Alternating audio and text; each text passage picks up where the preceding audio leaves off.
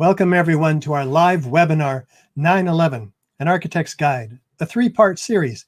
Today is Thursday, January 28th, 2021. I'm Richard Gage, AIA, member of the American Institute of Architects and founder of Architects and Engineers for 9/11 Truth. We're a 501c3 nonprofit organization representing a growing body of now more than 3,000 architects and engineers signed on to the petition demanding a new investigation into the destruction of all three World Trade Center skyscrapers on 9/11. Last week, we presented part 2 of this series. Today is part 3. Actually, it was 2 weeks ago we presented part 2, and now today is the Twin Towers and extreme heat, in which we'll be looking at the evidence of very high temperatures and incendiary chemical reactions involved in the destruction of these two skyscrapers. First, let me introduce you to our operations manager and the host of 9/11 Freefall, Mr. Andy Steele. Hey, Andy. Hello, Richard. Hello, everybody. Thank you for tuning in today. I just want to let everyone know that I'm here to help with any technical glitches, which will occur from time to time. Also, we're going to be happy to take your questions at the end of the webinar today. Best way to submit them is to go to the questions and information form, which is online at ae911truth.org. Just go up to continuing education and select the live webinars. You'll see a box right there to type the questions in. I'll definitely see them if you use that, but I'll also be looking over our Facebook broadcast of this webinar and to the comment section and the YouTube broadcast as well for any good comments or questions related to the material that Richard will be presenting today. So with all of that said, back to you, Richard. And thanks, Andy. And just so people know something about my background, I was responsible at a local firm here in the San Francisco Bay Area for the construction documents for these $3 and $10 million gymnasiums and the construction administration for this $100 million high school in the Bay Area also. And then after that, I had similar responsibilities working on this $400 million mixed-use project near Las Vegas with 6 blocks of retail, mid-rise office space, and parking structure, altogether about 1,200 tons of fireproof steel framing. I now work full-time educating architects and engineers and others to understand what really happened at the World Trade Center using the material in these courses. So, with that said, let's jump into it. We've got scientific method in the West. We've had it for 100 years or so. It's how we winnow error from truth, fact from fiction, reality from fantasy. How does it work? Well, we have a question. How do the towers come down in this case? We do some background research. How have other towers come down? We make observations. We construct a hypothesis. That's our best guess as to how they came down. Maybe they came down by the jet planes. Maybe the fires that ensued, or maybe it was the explosions that we looked at 2 weeks ago in this series. Quite a bit of evidence for, and chemical incendiary reactions, which we will be looking at today. That equals controlled demolition. So we're going to be looking at all these hypotheses. We don't focus in, due to our own financial or political obligations, for instance, on one to the exclusion of the others, because that can sway our objective opinion. The whole point in using the scientific method is to be objective. So we test these hypotheses with experiments. After making predictions, we analyze the results, we draw conclusions. If the hypothesis is corroborated by the data, the experiments, and so forth, we report the results in an open, transparent manner so all can build on the body of the work that we're doing. We don't hide, for instance, the computer input data in a black box and not allow others to peer review that particular work, which is, of course, what we showed that NIST has done. If the hypothesis is not corroborated, such as we'll find in the case of the official story of how the towers came down, we go back, we construct another hypothesis. That's what we're about today, until we have one that's corroborated by all of the data, the experiments, etc. So with that in mind, let's just jump in and do a quick review of the forces that destroy buildings, fire certainly being one of them. It's an organic, chaotic process. It burns out an area in roughly 20 minutes or so. Moving on, looking for fresh new fuel sources. Even NIST acknowledges that fires didn't persist in any one location for more than about 20 or 30 minutes, though the official story completely defies this accurate statement on their part. Skyscrapers haven't collapsed in fires also. We don't have a precedent. But say in wood frame buildings, the structure itself is flammable. So while that's protected, often it can nevertheless be destroyed in some types of raging fires. How about steel buildings, though? What actually happens in steel buildings? Well, fortunately, we have a test case, the largest of its kind, an 8-story building that was built in the UK. And they lit it on fire to see what would happen. Incredible quantities of fuel, as you see, trying to get those fires up to 2,000 degrees. And let's see what happens. Oh, we watched this video last week. So this week, I'll just tell you that the beams sag. The connections don't fail. In this case, there were some beams that were fireproofed and columns that were fireproofed and many that were not, like in this case that you see here, these beams. The columns that beyond there is fireproofed. So what happens? Let's see. This we was will the watch the largest video. test of its kind ever conducted. It showed how unprotected steel can be distorted even by a normal office fire. But as is typical in steel buildings, the structural beams only slowly and progressively warped and sagged. There was no chance of a sudden collapse. In over 20 years, I have not seen, until recently, a protected steel structure that has collapsed in a fire. Until recently. This author, one of the authors of the FEMA investigation, in fact, fire protection engineers, referring to 9/11, when we had not 2, but 3 protected steel structures collapse all the way to the ground for the first time ever. Now, the test itself cited the inherently stable behavior of the structural steel form being highly redundant. So again, the connections don't fail. The steel beams can begin to warp a little bit, but they also don't fail. They might sag as well. Well, how about natural collapses, like we have in the case of these buildings which collapse due to earthquakes? The building is shaken at the ground sideways, which causes instability and causes the building to fall over. We recognize the building as a building, though it's severely damaged. The columns and beams, though, are not severed one from another. The concrete is not pulverized to a fine powder, as we saw in part 2 of this series with regard to the Twin Towers. Now let's look at some buildings that were destroyed by means of explosives. There's thick, billowing, enormous, pyroclastic-like clouds due to the incredible heat from the explosives, expanding rapidly in cauliflower-shaped forms. There's solids that are expelled from the explosions. There's witnesses that see the explosions. They hear them. They see flashes of light due to the incredible explosions associated with, in this case, high energy explosives like C4 or RDX. So we have these features, we know we have explosions.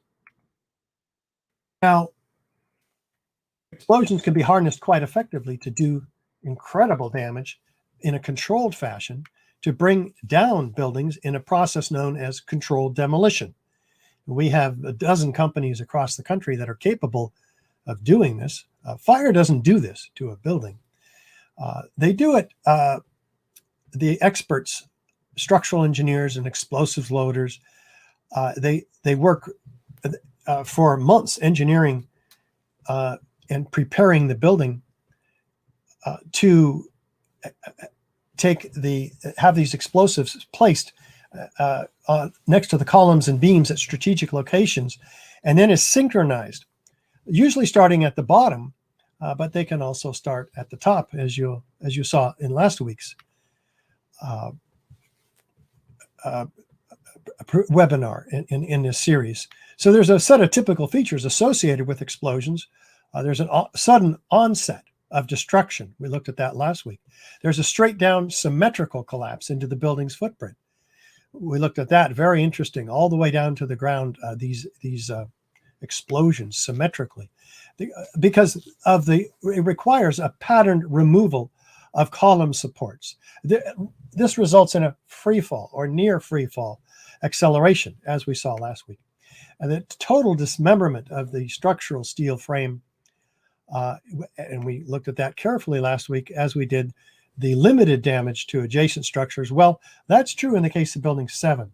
We saw last week in the case of buildings 1 and 2, the damage was quite extensive. We have patterned explosions and flashes of light heard and seen by witnesses. We also looked at that last week. The concrete floors are pulverized to a fine powder. We saw that. Explosive charges visible at many of the floors. We saw that. And chemical evidence of explosive devices.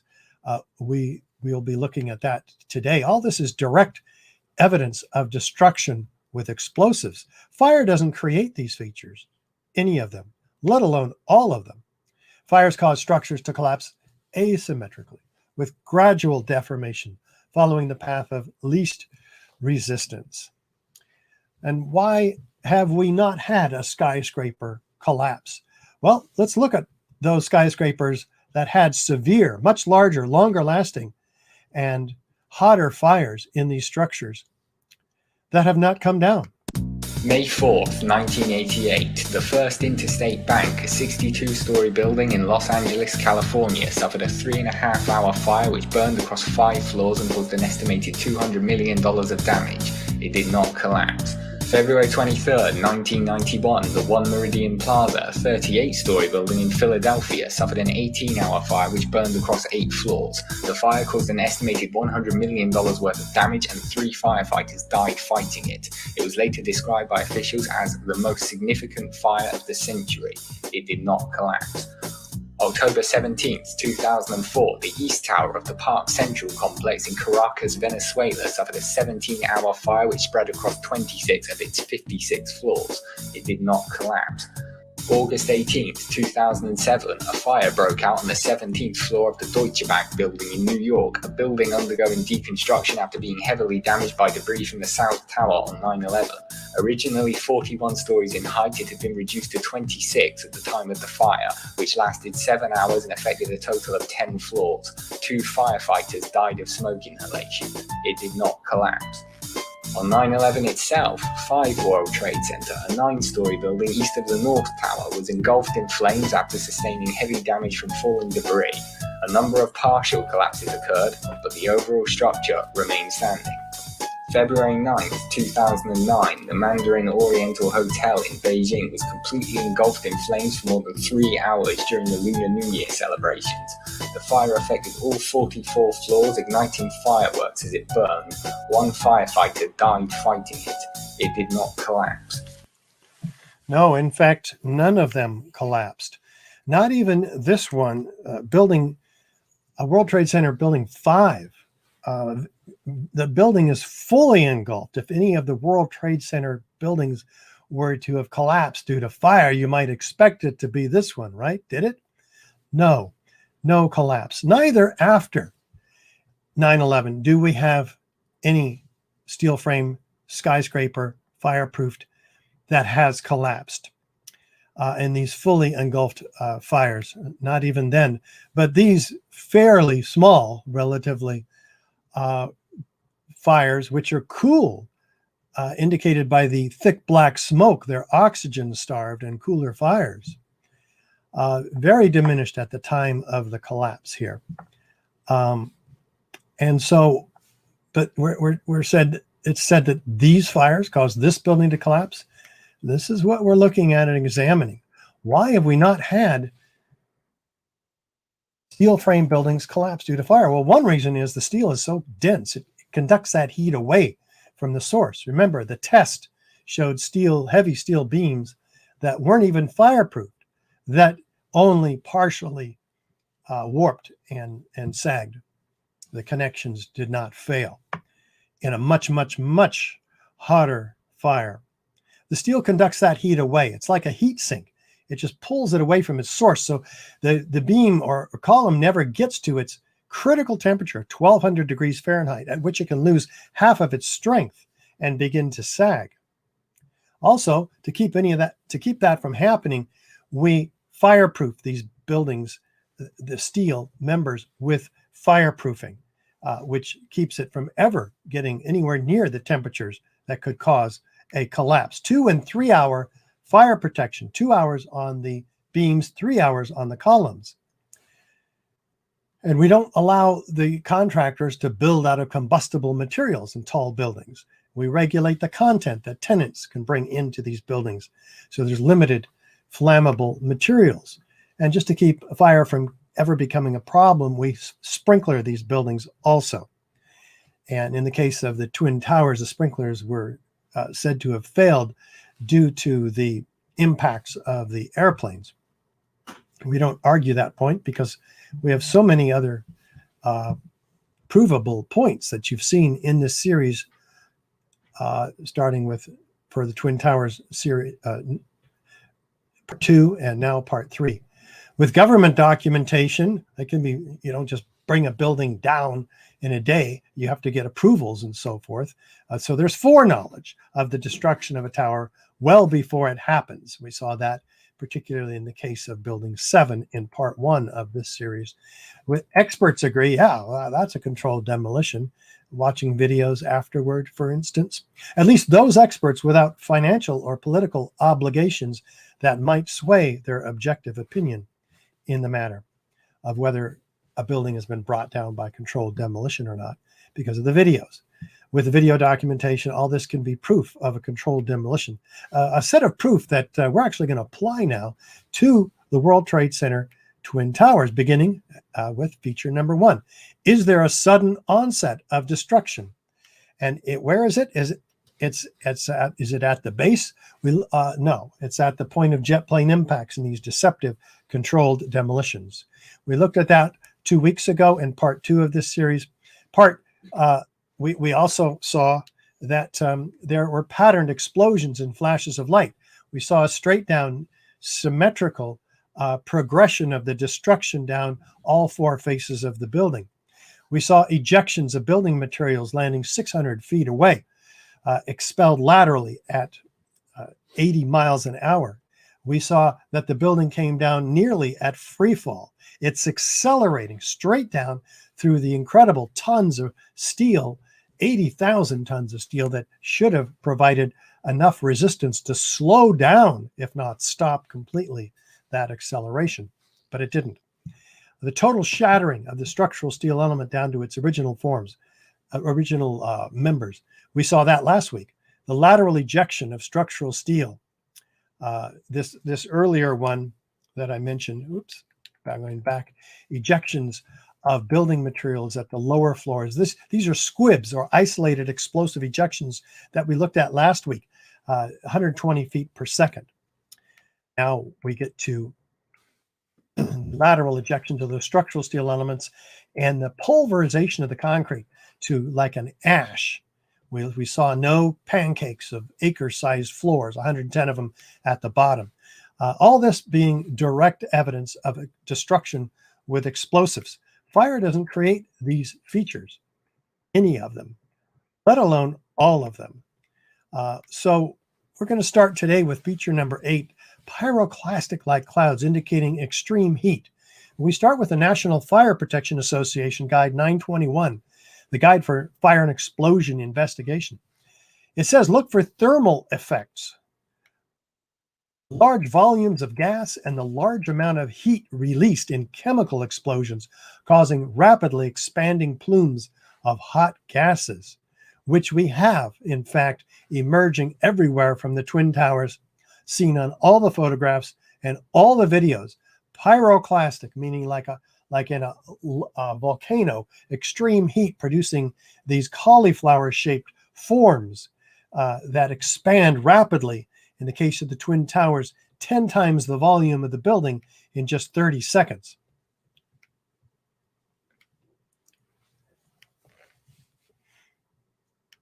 A lot more heat there that we'll be looking at today than the fires that can cause that, especially these fires. Causing all that heat? No. And surely these fires were extinguished by the mechanical action of the collapsing building, right? So where's all that heat coming from? We're looking for an incredible heat source, something on the order of this. And that's what we're going to find today. Let's go into it. Let's start with Massimo Mazzucco, evidence of molten iron in steel created here at the Twin Towers. Possibly the most important unexplained phenomenon at Ground Zero are the extremely high temperatures registered under the rubble for many weeks after the collapses. On September 16, NASA shot these thermographic images of Ground Zero, indicating unusually high temperatures at the base of the 3 collapsed buildings. Despite the heavy rains of September 14th, the hotspots registered peak temperatures of more than 1,300 degrees under the rubble. 10 days later, the fires kept burning. What's to explain, Governor, the smoke that still comes out? There's still fire down below. There is such an incredibly deep pile of rubble, and the tower goes down 5-6 stories underground. But we had ABC crews come back just in the last few minutes and telling us there are still flames coming out of the base of the trade towers. For the rescue workers, this became an additional burden on their already gruesome task. Out still on the rubble, it's still, I believe, 1,100 degrees. The guy's boots just melt within a few hours. On October 8th, the hotspots under the 3 collapsed buildings remained clearly visible. 6 weeks later, as the excavations progressed, the situation seemed only to get worse. Oh, it's unbelievable. And this is 6 weeks later, almost 6 weeks later. And as we get closer to the center of this, it gets hotter and hotter. It's probably 1,500 degrees.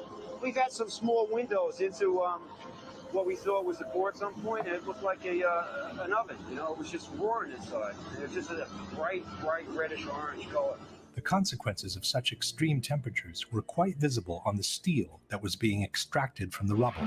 The grapplers were pulling stuff out, big sections of iron that were literally on fire on the other end.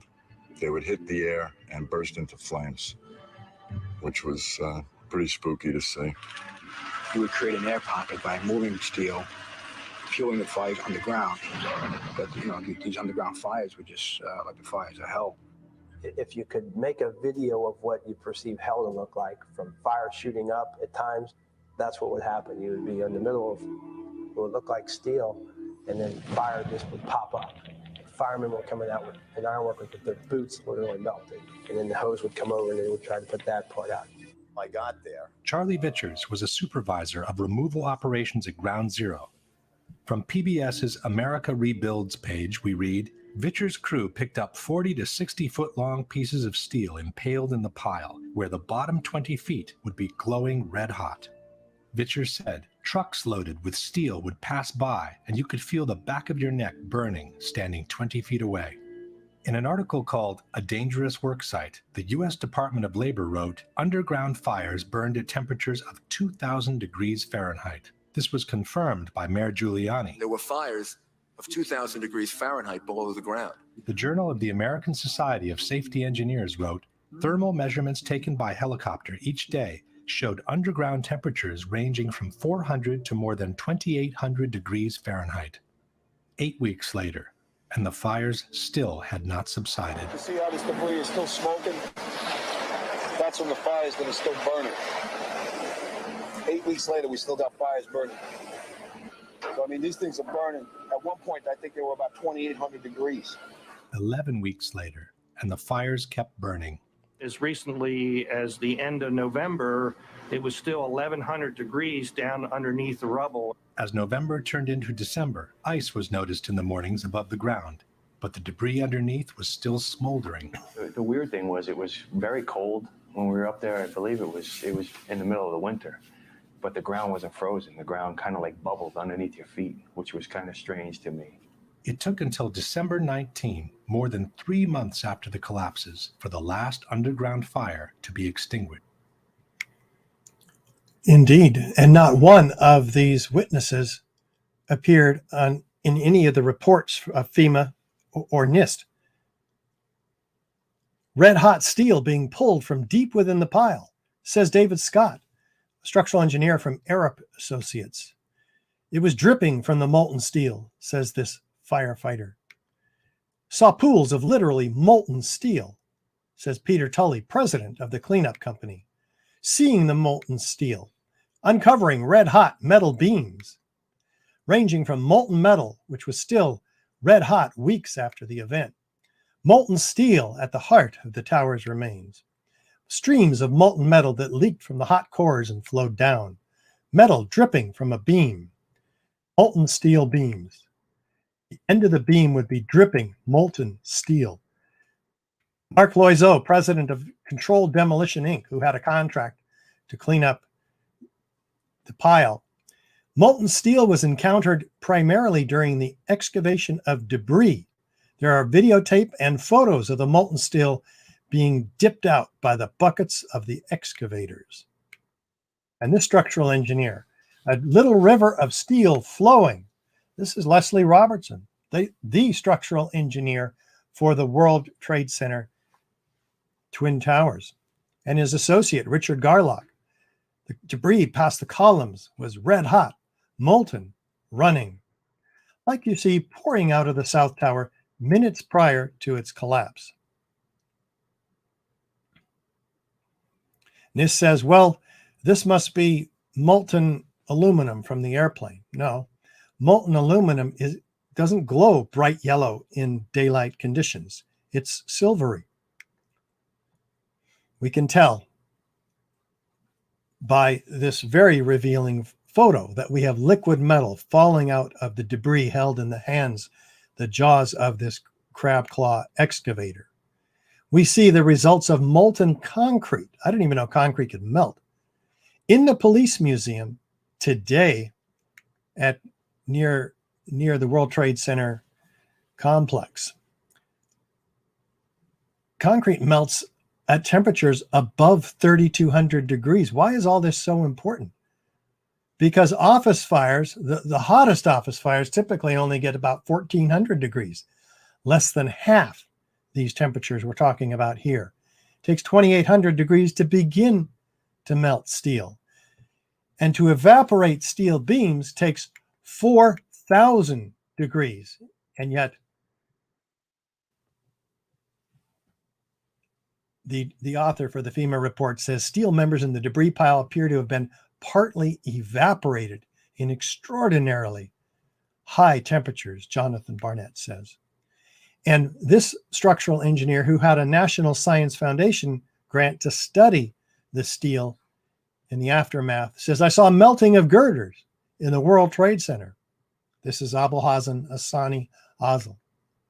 If you remember the Salvador Dali paintings, he says, that can only happen if you get steel yellow hot or white hot, perhaps around 2,000 degrees.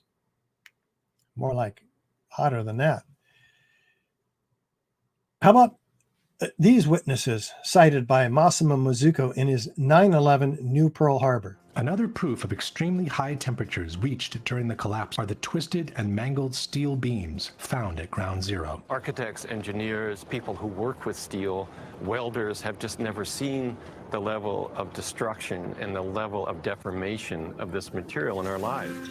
You saw steel, some of the thickest steel I've ever seen, bent like a pretzel.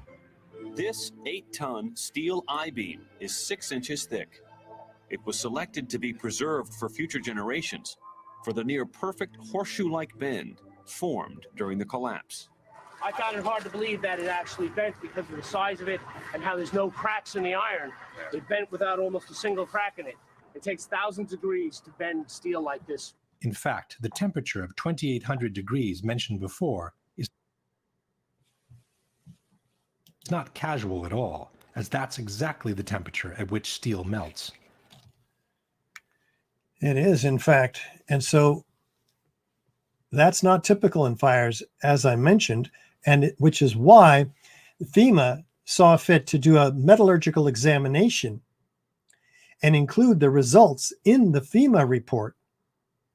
And what do they find? A 1-inch column, thinned to razor sharpness, its edges curled like a paper scroll. Fire does not do this to steel. Normal office fires. Jet fuel does not do this either, as you'll see. They cited rapid oxidation, sulfidation, and intergranular melting with liquid molten iron invading the grain boundaries of the steel. Sulfur formed during this hot corrosion attack on the steel. Very clearly defined here, but they have no explanation for the temperatures or the source of the sulfur. Perhaps the deepest mystery uncovered in the investigation all this was, yet it's completely ignored by NIST and omitted from their report, this presence of sulfur. Well, in their very frequently asked questions, they finally answer these questions years later with this kind of an answer. Sulfur is present in the gypsum wallboard that was prevalent in the interior partitions. Well, no, that's not sulfur. It's calcium sulfate. It's inert. It's bonded. It can't turn around and attack the steel that it's been designed to protect. For over 100 years, we've used gypsum wallboard to protect our steel skyscrapers. And anyway, you can do an experiment and create as hot temperatures as you can, in this case, almost 2000 degrees, with gypsum board. Is there any hot temperature attack on the steel as a result of the calcium sulfate and gypsum wallboard? No. That proves that NIST is simply grasping at straws and making stuff up in a fraudulent effort to cover up what really happened at the World Trade Center. The smell of sulfur permeated the World Trade Center. It burned. That smell of sulfur. Can't ever block it out. It haunts me, the sulfur burning, says John Field, iron worker at the site. Well, what about all this information and evidence and eyewitness testimony? What does the official co-project leader of this official report, John Gross, say about this phenomenon? First of all, let's go back to your basic premise that there was a pool of molten steel. I know of absolutely nobody, and no eyewitness who said so, nobody who's produced it. But witnesses testify otherwise. You'd get down below and you'd see molten steel running down the channel rails, like you're in a foundry. Like lava. Actually melted beams where it was molten steel that was being dug out. Underground, it was still so hot that molten metal dripped down the sides of a wall. And the cleanup was very difficult in the beginning. Steel was coming out red in certain areas from the first couple of weeks. This fused element of steel, molten steel.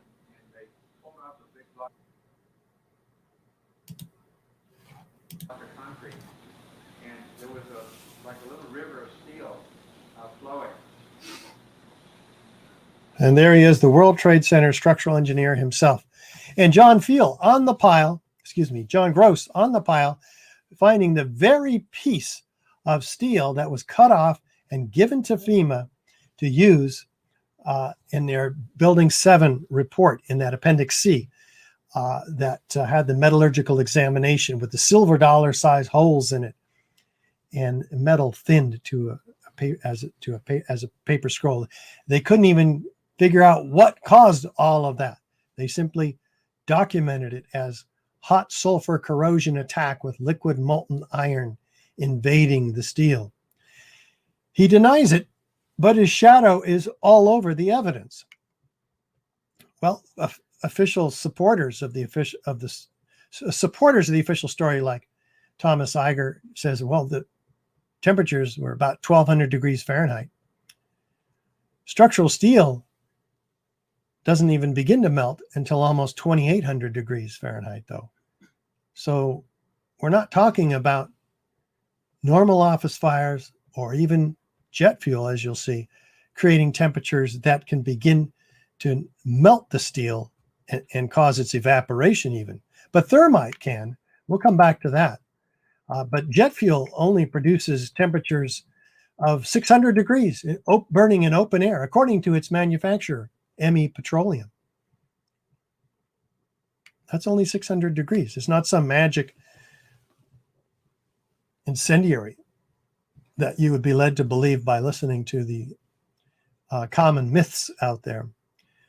And the steel and iron had definitely begun to melt during the event, as we can see here, but also by the color, you can tell a molten metal's temperature, in this case exceeding 2,500 degrees. Again, office fires don't do this. So what caused the steel to melt? This was asked again very frequently to NIST, and they finally, years later, published their FAQ, citing any molten steel in the wreckage was more likely due to the high temperature resulting from long exposure to combustion within the pile. Wait a minute. We have a problem here. There's a law. It's called the conservation of energy. In a closed system, such as fire burning under pulverized concrete powder in the basements of the World Trade Center, for instance, the amount of energy is fixed. You can't create any more energy inside the system. The fire can't somehow get hotter than the capacity of the fuel that is burning. This is very obvious. You can only convert the energy you have from one form to another. The heat is dissipated. It's not increased. Let's go to feature 10 and find out, could thermite have produced all that molten metal? And what is thermite anyway? An incendiary used by the military, thermite is a compound of iron oxide and aluminum, which when ignited sustains an extreme heat reaction, creating molten iron. In just 2 seconds, thermite can reach temperatures over 4,500 degrees Fahrenheit, quite enough to liquefy steel. We know that open-air fires cannot burn hot enough to melt steel, but metal had melted at the base of the towers. Appendix C of the FEMA report describes sulfur residues on the World Trade Center steel. The New York Times called this the deepest mystery of all. Sulfur slightly lowers the melting point of iron, and iron oxide and iron sulfide had formed on the surface of the structural steel. Sulfur used with thermite is called thermate, producing even faster results. So maybe we're getting somewhere here, because if thermate in this case, were used, that would explain the presence of sulfur, which is added to thermite to become thermate, much more effective at cutting through steel. It would explain the incredible heat up to 4,000 degrees, which is what thermite produces as its byproduct, because it produces what? Molten iron at that temperature, elemental iron, not melted steel here, which would be significant as well. But this is molten iron. We haven't used iron in our skyscrapers for 100 years or so. And iron, elemental iron, as you'll see in a moment, was found all over the World Trade Center. So we go back to the National Fire Protection Guide 921 for explosion investigations. It says, look for unusual residues that could arise from thermite or other pyrotechnic materials. NIST says they found no corroborating evidence to suggest that explosives were used. But later, when pressed, they finally admit in writing, NIST did not test for the presence of explosive residue. Wait a minute. You can't find what you will not test for, but others looked for it. And in fact, it wasn't that hard to find. Stephen Jones, nuclear physicist formerly from Brigham Young University, a professor, Says, gosh, well, if there were thermite reactions, they produce a characteristic burn pattern, a white, yellow, hot liquid metal, like we've seen so much evidence of, for instance, pouring out of the tower minutes prior to its collapse. He says you'd also see a whitish cloud of aluminum oxide ash, like we see rising from that pouring metal, pouring out of the tower minutes before its collapse. And like we see trailing these individual freely flying structural steel objects out of the side of the Twin Towers that we looked at in some depth in part 2 of this 3-part series. We looked at why that is flying laterally, but now we're looking at why it is trailed by thick white smoke clouds.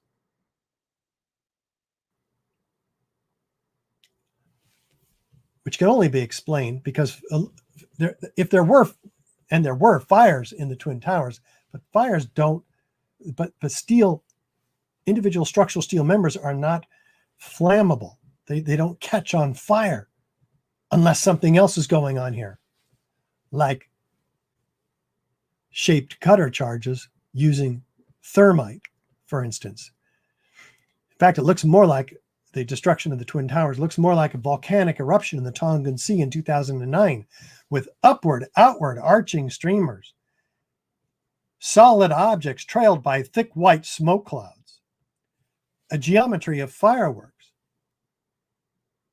Does that even look like a collapse to you? Or something else that we can identify? And it's the same as you see here in the North and the South Towers.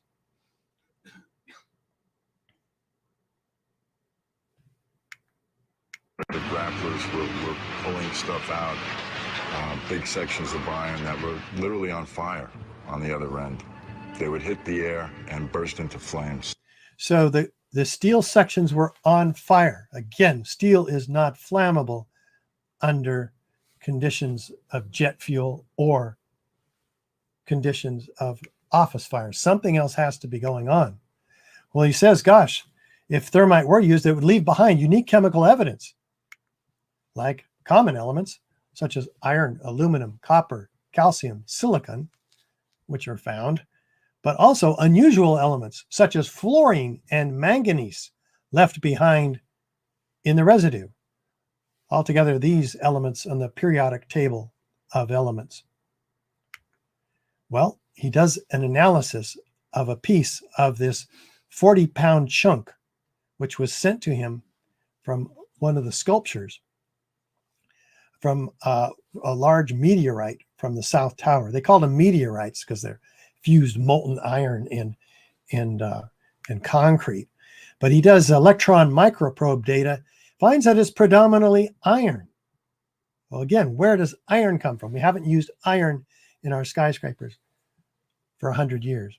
He rules out molten aluminum from the jet planes, has abundant manganese, so he rules out molten structural steel as a major component.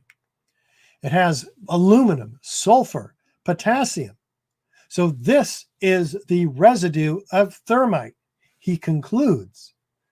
But then it gets even more interesting because it has manganese and fluorine in abundance, which are key ingredients and used in sol gel thermite charges.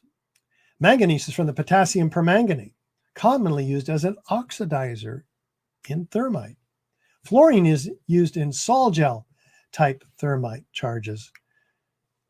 So these together are often present in this residue and are a part of a thermite fingerprint. But sol gels would leave something else, a very unusual, a residue 1,3-diphenyl propane, which the EPA analysis of the dust finds one molecule present at levels that dwarfed all others. 1,3-diphenyl propane. We've never observed it in any other sampling that we've ever done, says Eric Schwartz of the EPA. The World Trade Center steel at the International Park in Canada had a sculptor who sent a piece of the slag to Dr. Stephen Jones. He does X-ray fluorescence analysis and finds iron, sulfur, potassium, manganese, carbon, ingredients of thermite, residue. It can only be these elements here: aluminum, sulfur, potassium, manganese. Well, you can make in your own backyard shaped cutter charges with thermite, even thermate, as John Cole, civil engineer, did. The web was reduced in thickness with gaping holes, thinned to almost razor sharpness, with a Swiss cheese appearance. Wait, where did we see that before? Oh, on the World Trade Center steel, documented in Appendix C by FEMA in 2002 in their Building Performance Assessment Team report. No other explanation for this steel, even by those who performed the metallurgical examination. You can make, in fact, thermite-based shaped cutter charges. Here's one patented prior to 9/11. The projected thermite charge projects a stream on the order of hundreds of milliseconds, much more effective at cutting through greater thicknesses of steel than shaped cutter charges with high energy explosives, which is normally done. Why would they not use what's normal in controlled demolition, high energy explosives like C4 and RDX? Well, those have very loud bangs and very bright flashes, which would be very obvious of controlled demolition. Those audio and visual signatures would want to be avoided by the perpetrators, the real perpetrators of the destruction on 9/11. So they apparently chose a less obvious method, but then it would leave all the evidence that we've been looking at today. There are devices, in fact, in this case, an igniter, whose casing itself is made of consolidated consumable thermite. Nothing left, in fact, behind, nothing left other than pools of molten iron, which are seen by so many witnesses, as you've already seen. So let's look at the actual dust and see if it has any residue of elemental iron. The USGS, in fact, in their 2005 Particle Atlas of the World Trade Center dust, finds billions of what? Previously molten iron microspheres. Almost a 16th of an inch is the largest they are, down to almost naked to the human eye. Billions of them. 6% of some of the samples are composed of these previously molten iron microspheres, up to about 4 tons by extrapolation altogether in the dust. This is 150 times the background value of common iron, common office building dust has iron particles for whatever reason, but they're not spherical. These particles are spherical. In fact, the R.J. Lee group says these are formed during the event, not before by the welders, not after by the ironworkers taking the buildings apart, but during the event. The melting of iron is what this is a result of. Well, where's the iron? There's no iron in the steel. There is iron in the steel, but this is not molten steel. This is molten elemental iron, which is the byproduct of thermite residue and thermate. They're so prevalent that they're used to distinguish the World Trade Center dust from common office building dust. says the EPA. Well, how would they get there? Well, let's do a controlled experiment with thermite and see what happens. Here's a small amount of thermite producing thousands of what look like sparks, but are in fact molten iron microspheres, cooling and falling into the pan in this case.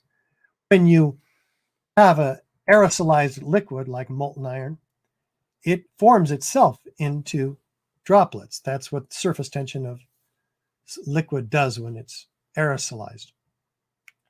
And it cools and falls on all the World Trade Center grounds, causing the toasting of the tops of these cars. What other rational explanation can provide an answer to what happened here to these cars in this very high heat event?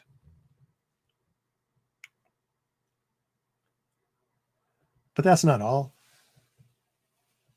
Let's look at the dust itself and see if there's any evidence of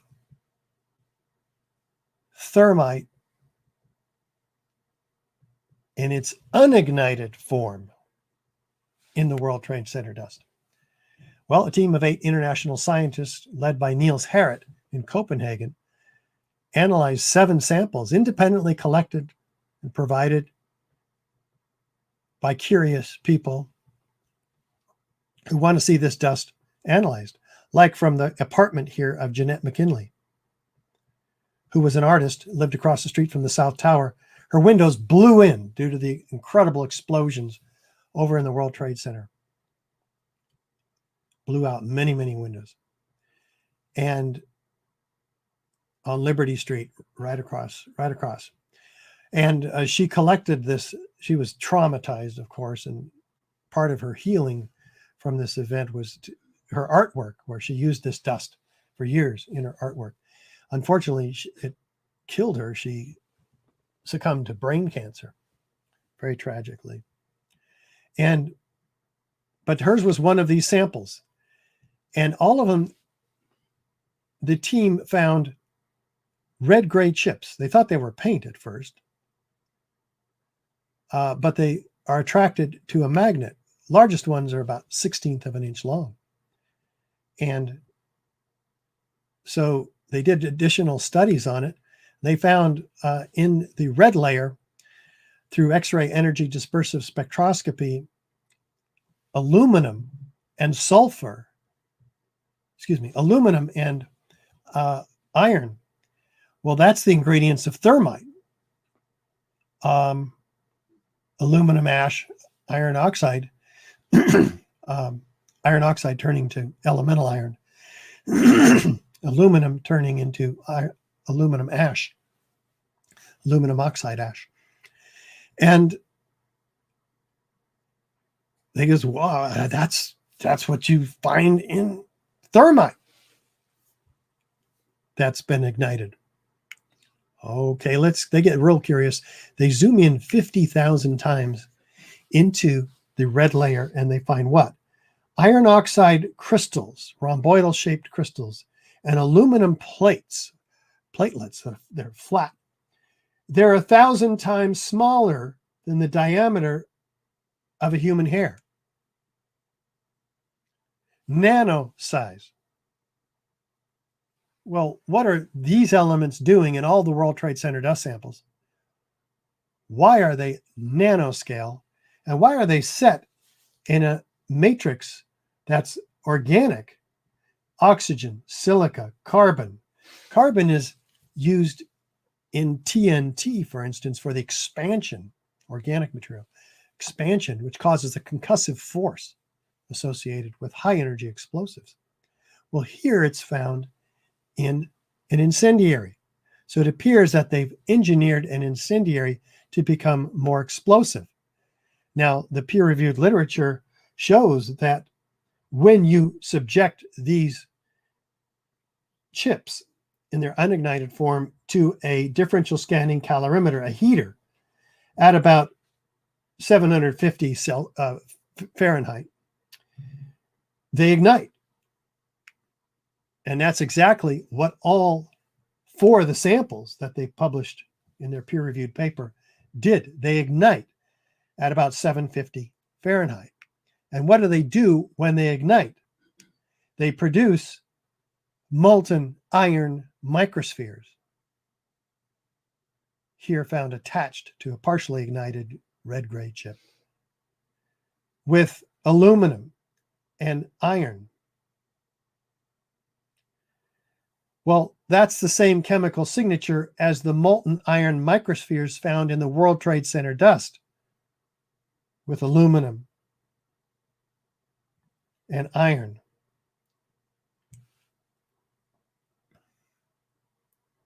So we know where those spheres came from. They came from these red-gray chips, as if we didn't know. They're found attached to many partially ignited red-gray chips, as you see here and here. So you see, this is an internally consistent, self-corroborating set of repeatable experimental data that could put the real perpetrators of 9/11 away for a long, long time for mass murder and treason. But that hasn't happened yet, though we are working on it. We'll talk about that in a moment. You see, when you engineer particles down to the nanoscale, their surface volume increases exponentially. So you've engineered an incendiary to become much more explosive because the chemical reaction is virtually instantaneous with all that expanded volume of surface area. It's not made in a cave in Afghanistan. This is made only in the most advanced defense contracting laboratories. So we have sources where we can send investigators and journalists who are trying to really do their job to get to the heart of what really happened on 9/11. This is all peer-reviewed in 2009 in the Bentham Open Chemical Physics Journal, a 25-page peer-reviewed paper. It stands uncontested. Nobody's submitted a paper to contest these results and had it peer-reviewed. They simply say, oh, that must be paint. Well, paint doesn't have those exotic properties, et cetera, et cetera. So this is last week. This week, today, we have shown through features 8, 9, and 10 direct evidence of destruction, in this case with incendiaries. Fire doesn't create these features, let alone the first 7 features that we looked at 2 weeks ago. Fires cause less robust structures to collapse, but they do so asymmetrically with gradual deformation, following the path of least resistance, and don't have all of these characteristics. Especially these fires, by the way, diminished at the time of the collapse, indicated by the thick black smoke that they're much cooler. In fact, even the thermal imaging videos that was finally released under threat of law by NIST with this FOIA request shows temperatures of these fires burning under 200 degrees. So what do the experts say? Looking at those experts without financial or political or career obligations that might sway their objective opinion in the matter. Let's look at one of 100 structural engineers signed on to the petition at AE 9/11 Truth demanding a new investigation. Like Ron Brookman says, it doesn't look anything like a heat-induced gravitational collapse mechanism. Why did the complete collapse of the Twin Towers become inevitable, as we saw NIST claimed last week? Why would all 110 stories drop straight to the ground in 10 seconds, pulverizing the contents to dust and twisted steel? Ed Muniak, fire protection engineer. The fires were very weak. NIST reports that the temperatures were low, i.e. 250 degrees is how hot their maximum reported temperatures were. or maybe up to 500 degrees Fahrenheit, but not 2,800 degrees as required to begin to melt steel. The World Trade Center collapses have no resemblance to any previous high-rise fire collapse, because there have been no collapses. Well, let's look at the remaining debris. Surely it was kept by the experts and the authorities to ensure that a complete forensic investigation could ensue. Nope. Listen to Abelhazen Astani Azel, structural engineer, who had that National Science Foundation grant to study the steel. After 9/11, we realized that Port Authority of New York and New Jersey has sent all the steel that we need to study. That's why I'm here to study steel. Has sent all the steel to recycling plant to go to China for recycling. For what? For 15 cents a pound. Just nothing. And all the evidence of steel went to melting pot. All the evidence of the steel went to the melting pot. The Port Authority sent it to China for recycling before investigators could get their hands on it and do a real, proper investigation. Starting just 2 weeks after 9/11, this steel was being sent on barges, put on barges, sent to China. Just looking at a piece of metal generally doesn't tell you anything, says the mayor, Michael Bloomberg, in an attempt to justify the destruction of evidence. Prompting Bill Manning, editor-in-chief of Fire Engineering magazine, to cry out, crucial evidence that could answer many questions is on the slow boat to China, showing an astounding ignorance of government officials to the value of a thorough scientific investigation. The destruction and removal of evidence must stop immediately. But it didn't. Easily the largest and most perplexing structural failures in history. We have 400 truckloads a day putting this evidence on barges sent to China for recycling.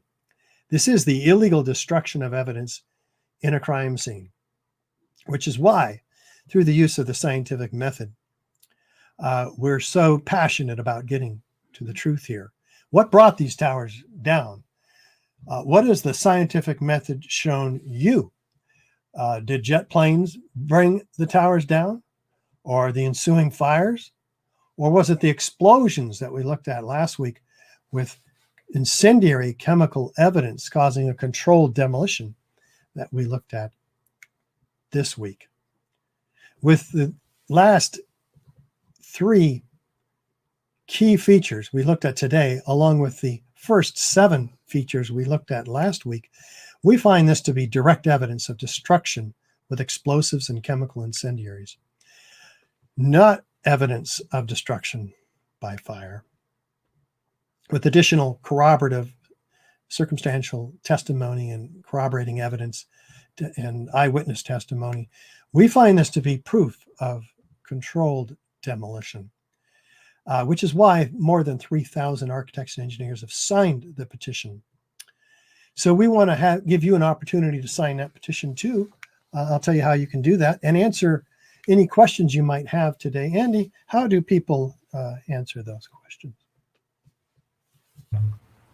Okay, please submit any questions that you might have in the same input form we talked about earlier. That's at ae911truth.org. Just go to continuing education and select the live webinars, and we'll do our best to answer them. In the meantime, we're going to talk about some of the ways that you can get involved if, now that you're informed, you agree this evidence is compelling and warrants a new investigation. Indeed, and while you're there, we want you to also subscribe. Let's show you that here. Interesting. Subscribe to our email newsletter. Can't show you that's there. It is. It just takes a minute, and put your name and your email in there. You'll get the latest evidence that we've been able to put together, latest efforts we are having success with to get a real investigation. As we've been at this now 14 years, we've got lots of evidence accumulated on our website in all different kinds of forms, documents, DVDs, videos, you name it. We've got it right on the website. And do sign the petition. You don't have to be one of our 3,000 architects and engineers. There's more than 20,000 others supporting them.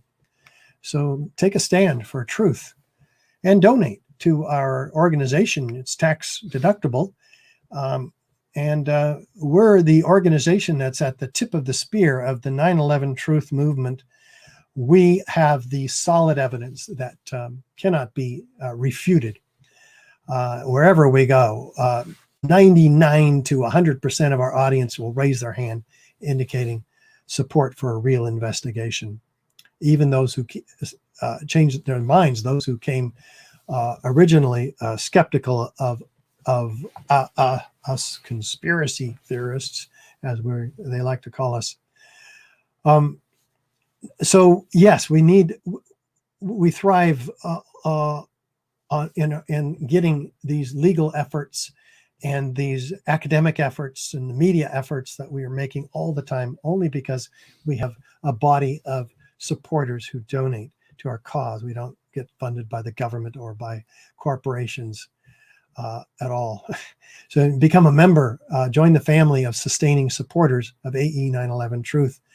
If you can, for a cup of coffee a day, that's as little as it costs to support us on a monthly basis as a sustaining supporter. And volunteer. If you can't do that, please, we have so many things you can do. Isn't that right, Andy? That's right, and so many people get moved by this information, but they think they can't do anything about it. Well, we provide opportunities for you to do something about it, and there's no task too small when it's involving this important work. And actually, we just, again, looking at a spreadsheet right now of a volunteer just did for us that we're going to use for an outreach coming up. And there's things you can do if you are a type of person that likes to work alone, or if you like working with groups, you like talking to the public, we can find a job for you. But the first step is to go to ae911truth.org, and there's a volunteer form right at the top there. You just fill out a very short application, probably the easiest one you'll ever fill out, and we'll get back in touch with you within a few days, get talking to you and see how best you can help us out. But the first step is doing it, so please consider doing it. Yeah, absolutely. And thanks, Andy. Let's get my camera going again. There we go. And we have so many things you can do, as Andy mentioned. Writing team, web team, presenters team, verification team, translation team, outreach, all that stuff. If you like working alone, you can simply work at home. Contact your elected reps, your television, radio, newspaper representatives. Tell everybody you know. In fact, screen the DVDs that we'll show you one example of. Share the brochures with people. $10 will get you 100 of our very nicely produced brochures. Did you know a third tower came down on 9/11? And we have all the evidence inside that brochure that we've been talking about in this 3-part series. So be sure to look at our store and get yourself some of those. And you can download the 130-page finite element analysis that the University of Alaska has done, because we told you in week 1, we actually did our own analysis. $300,000 in 4 years, study by Professor Leroy Halsey, one of the top forensic structural engineers in the country. And he has put the model together and shown so many defects, in fact, fraud, by NIST in their omissions and distortions. He found that fire didn't cause the collapse of Building 7. What caused the collapse? The near simultaneous failure of all the columns in that building. And if you missed the Building 7 webinar, be sure to join us for, in fact, next Thursday, coming right up. We're going to get into it. I think it's next Thursday. It's the first Thursday in February at any rate. And we have emailed now 75,000 cards to civil and structural engineers all around the country, alerting them to the findings in this site, in this academic effort by the University of Alaska at Fairbanks. And we have also given the study by mail to every university with a civil engineering or structural engineering degree. It's happening big time, and we're looking forward to the fall and doing all kinds of presentations around the country too. We have an inquest petition into the death of Jeff Campbell, and Jeff was murdered in the 106th floor of the North Tower. Explosions were the cause, not the airplanes, not the fires, ensuing fires, and neither a collapse, but explosions, which caused the extreme distribution of body parts and the complete elimination of any body parts of more than 1,100 victims. 20,000 pieces of bodies found. We documented that last week or 2 weeks ago in part 2 of this series. So we've raised $100,000 for Jeff Campbell. So that is imminently going to be submitted early February. We also have the unanimous resolution of all fire commissioners of the Franklin Square and Munson Fire District to get a new investigation. We have a request for correction into NIST, and now an appeal demanding that they answer some very key questions about elements of their report, which are in fact fraudulent. And we pointed out these errors and omissions, and we're awaiting the results of that appeal. We also ask you to set up an appointment with your representative. We'll go and do the appointment by phone. They're doing lots of appointments by phone, if not all, now due to COVID-19. So you make an appointment, we set it up. Just simply go to ae911truth.org/ Andy, what's that slash? Congress? Well, the main effort is under ae911truth.org/justice, which we'll be talking about in just a moment. But the easiest way to go about doing this at this moment, and I think we do need to set up a page specifically with instructions for this. But right now, just if you have any questions, just write to Congress at ae911truth.org. We'll get it, we'll answer it. But the simplest way to go about doing it is go to your representative's page. They have they usually have a contact box where you can select for a meeting request. Be very specific that you're looking for a phone request, and you can write in that you want to meet with representatives of AE911 Truth and yourself over the phone, and you'll definitely take a staffer if the congressman is not available, but you can do it as simple as that. If you need any advice in terms of writing what the meeting is about, just write us at Congress at ae911truth.org, and we'll be happy to help you and even write part of it for you if you need. So that's how you go about doing it. And now Richard's go ahead. Go ahead. Tell them about the Bobby McIlvaine Act, Andy. How does that relate? Exactly. This is what it's all about. This is the path to justice for the nearly 3,000 who died on that day. One of the people who died was Bobby McIlvaine. He was killed in the lobby of the North Tower by an explosion.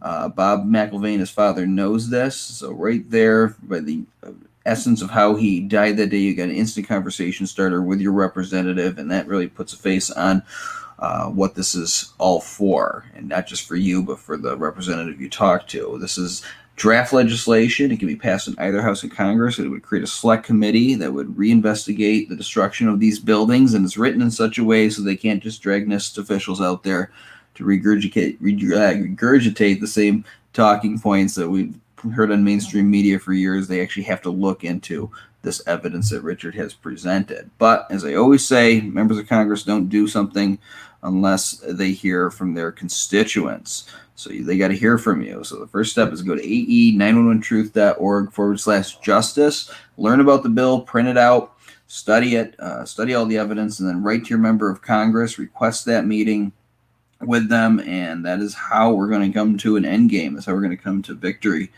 for all the people that have put their energy and lives into getting this new investigation. So please participate. And again, if you have any questions about it, write to Congress at ae911truth.org.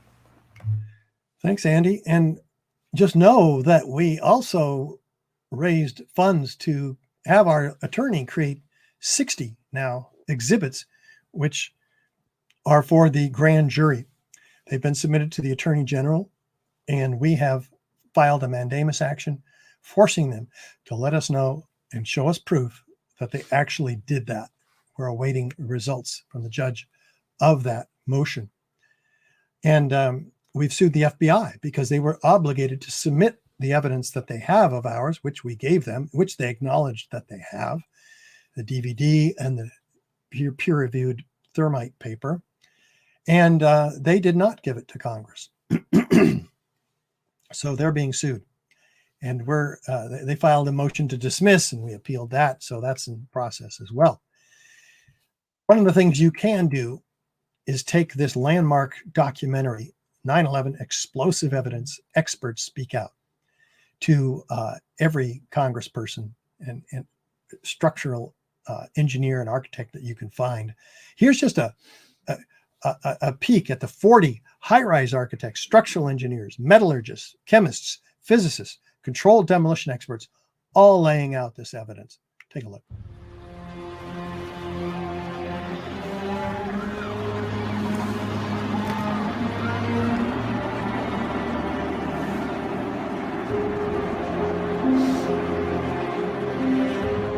I don't want to be involved in conspiracy theories. There are lots of them. They can go on. We can speculate on that forever.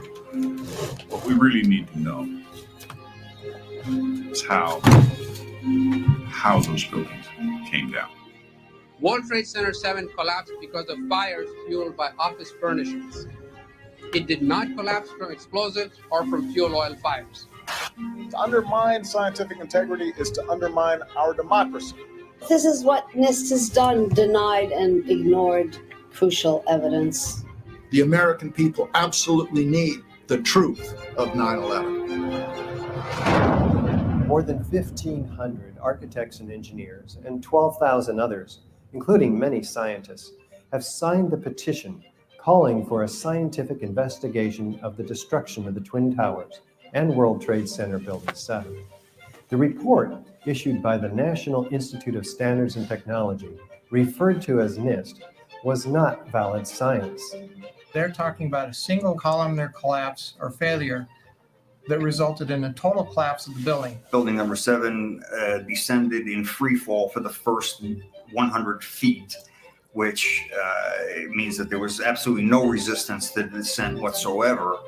So all of the columns really needed to be severed at the same time.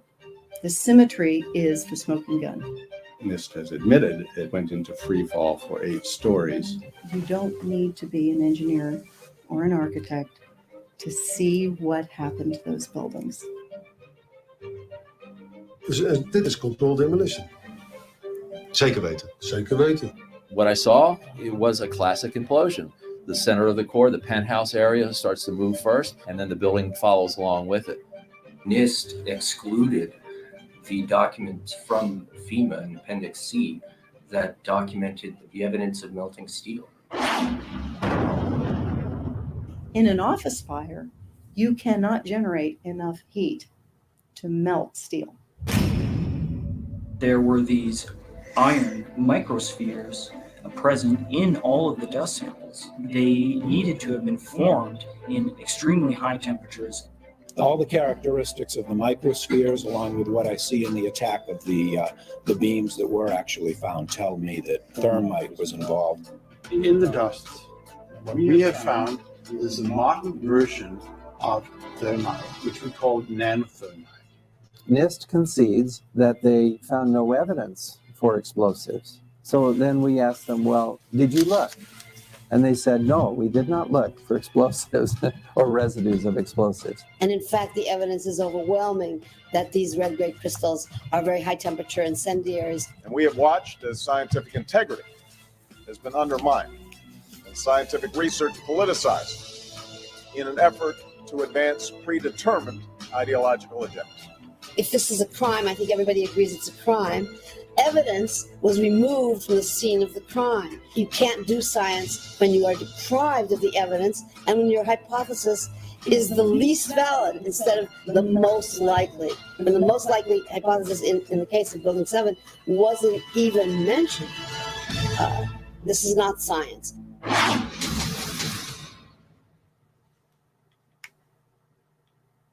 Yeah, it's that good. You can get the DVD for free on YouTube, the 1-hour version. The 90-minute version is better. Plus, if you buy it in our store on DVD, you get the additional Meet the Experts bonus DVD, where all of these experts go into extended interviews. It's awesome. The Beyond Misinformation 50-page booklet is an incredible publication. It's $10 in our store. You can get it for free and download it if you want, though.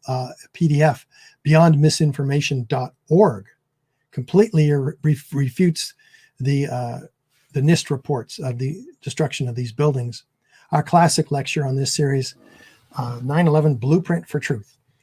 You can get it free on YouTube or in DVD form in our store.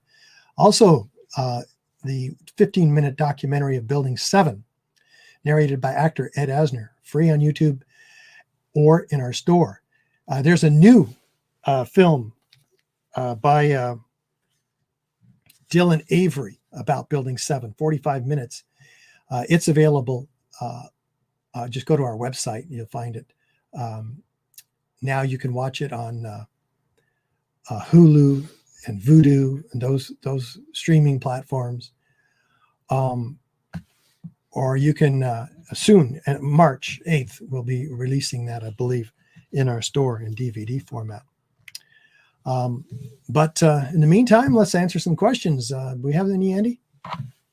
Yeah, we have 3 today. The first one asks, I believe some of the 9/11 museums have exhibits of molten concrete, and Wikipedia says it takes 2,800 degrees Fahrenheit to melt concrete.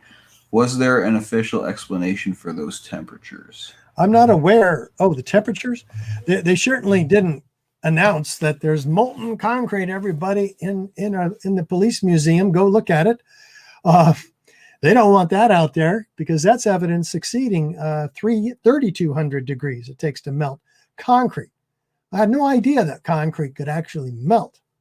It was inconceivable to me, but it does.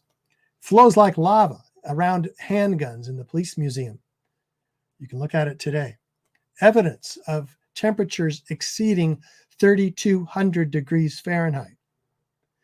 The hottest office fires, probably 1,500 degrees Fahrenheit, half of that temperature.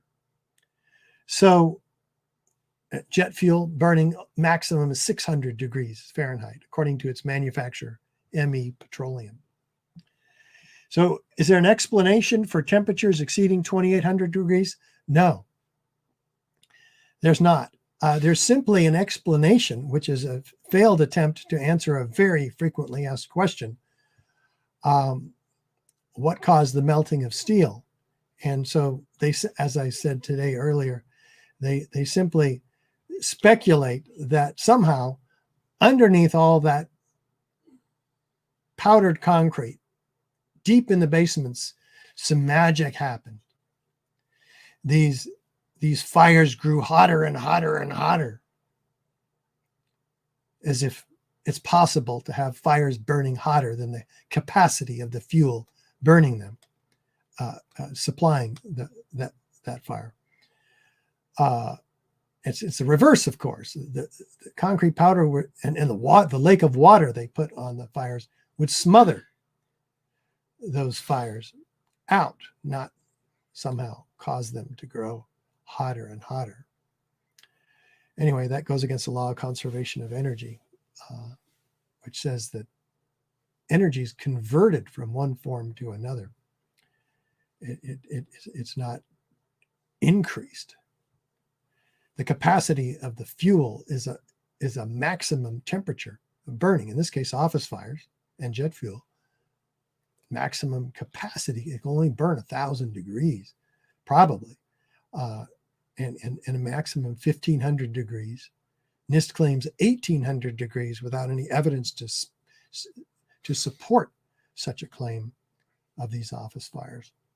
But we're talking 2,800 degrees and 3,200 degrees and 4,000 degrees to create pools of molten iron, which is what thermite does. And we've shown the evidence of thermite. So no, they haven't explained any of this. Andy? Okay, our next question is actually from the last webinar. We had to shut down early, unfortunately, because of technical problems, so we never got to ask this. But it says, reporter Pat Dawson said the FDNY had speculated that the numerous secondary explosions that could be heard by everyone might have been caused by ruptured gas lines. 1. Was there an investigation to confirm if any ruptured gas lines created explosions? 2. Did NIST ever claim that no eyewitnesses ever mentioned secondary explosions, while at the same time so many reporters, FDNY members, and even the Smithsonian were speculating what the secondary explosions were caused by? I don't recall any speculation as to what the secondary explosions were caused by. I don't think anybody did speculate, other than jet fuel pouring down the elevator hoistways and causing explosions in the lobby. This was a speculation by official sources, which is ridiculous because there's only 2 hoistways that are cabs that are continuous from the top to the bottom. So the jet fuel could only have come down one of those. Either one of those, but neither one of those were damaged. It was the other elevators that were damaged. So the jet fuel creating a kind of a bomb is actually quite a ludicrous speculation. There's plenty of evidence of bombs in the elevators that were not contiguous cabs from bottom to top. They were blown out in the basements. They were blown out in the elevator lobby. These are clearly bombs and described as such by first responders. The first part of the question, did NIST ever claim that no eyewitnesses ever mentioned secondary explosions? I don't know that they claimed there were no eyewitnesses of secondary explosions. There are certainly lots of eyewitnesses of secondary explosions. We got last week we had we showed evidence of more than 156 of them, and we read all of those quotes that talked about those explosions, many of which were before, if not most of which, before the buildings collapsed, indicating a very precise order of events: explosions and flashes of light, many of them saw. Then, seconds later, the building beginning to collapse. That's an extraordinary evidence, eyewitness testimony. And the forensic evidence supports this order of events also. In the squibs that are blowing out 20, 40, even 60 stories down below the collapsing building. But explosions also shown with lateral expulsion of 4-ton and 8-ton structural steel members landing 600 feet away in many cases. Andy, you want to add anything to that?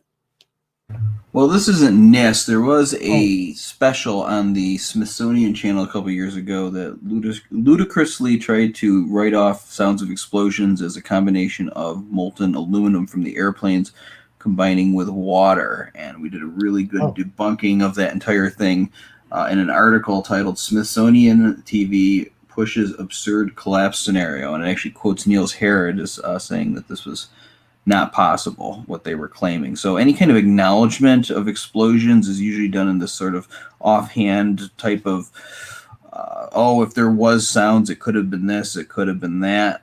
They did. NIST members have done this after the reports were written in other mainstream media, but I've never heard them really fully acknowledge those sounds of explosions or, what they try to explain what they could have been. At least I haven't heard it.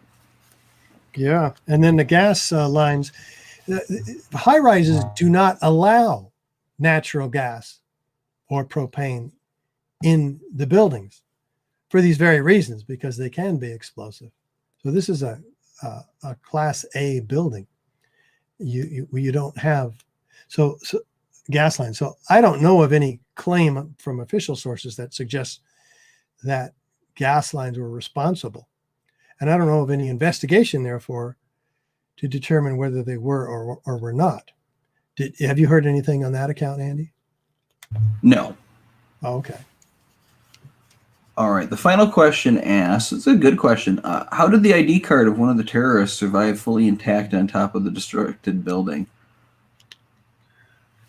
Well, there were, in fact, hundreds of thousands of pages of paper flying out of the building, which were not burned. So it's conceivable to me, anyway, how a passport could be ejected. But it being inside the airplane, which was completely destroyed, I don't know. I'm not going to even speculate on that. It's unlikely, but who knows? You have any thoughts on that one? Well, I think that they're alluding to the suspicious nature of that they just find this passport laying on the street to be able to identify, there are these terrorists on this plane that did this thing. That goes out of our realm of study here, but I do find that suspicious as well. Yeah, there were papers blowing around. I mean, a ton of them. I imagine that they filled a large part of the streets coming out, but somebody just happens to find the passport pretty quickly after September 11th. So it is suspicious, but that doesn't get into our realm of study. Yeah, it was the FBI agent who actually picked it up, isn't that true?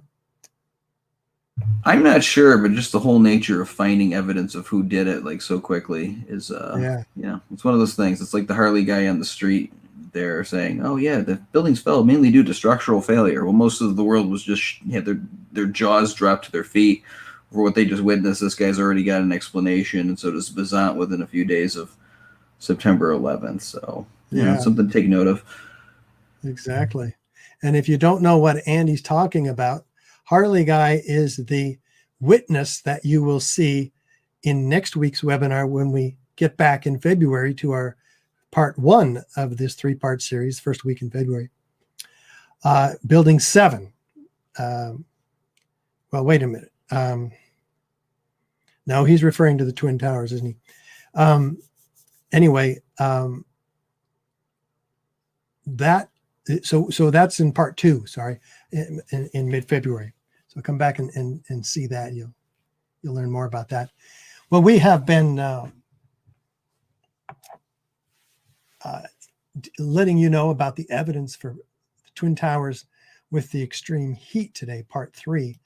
Last week we presented part 2, the Twin Towers explosive destruction. Next week, beginning of February, we are going to go back and start all over again. Part 1, World Trade Center Building 7, the 3rd tower to collapse on 9/11, which most architects and engineers still know nothing about, even though it's the 3rd worst structural failure in modern history. So join us then. And until then, thanks, Andy, and thanks, everybody, for joining us. Don't forget to like and subscribe to our YouTube channel so you get notifications of when we've got something new coming out, and which is every week almost. So